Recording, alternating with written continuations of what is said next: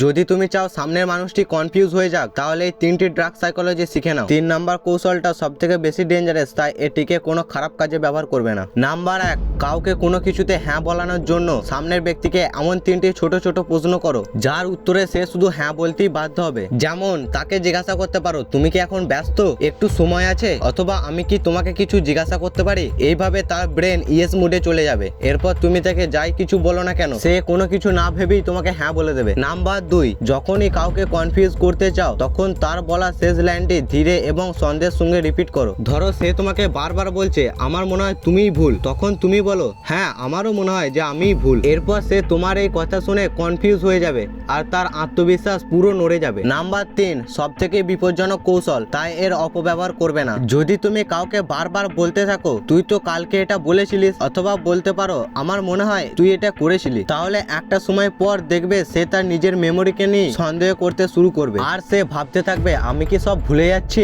কারণ তুমি তার মনের মধ্যে একটা ভুয়া স্মৃতি ঢুকিয়ে দিয়েছো। এটা ভীষণ ডেঞ্জারাস, কারণ এটা কারোর মানসিক অবস্থাকে নষ্ট করে দিতে পারে। শুধু তখনই ব্যবহার করো যখন তুমি তার দায়িত্ব নিতে প্রস্তুত। আর হ্যাঁ, এই রকমের সাইকোলজিক্যাল ভিডিও পেতে আমাদের চ্যানেলটিকে সাবস্ক্রাইব করে নাও।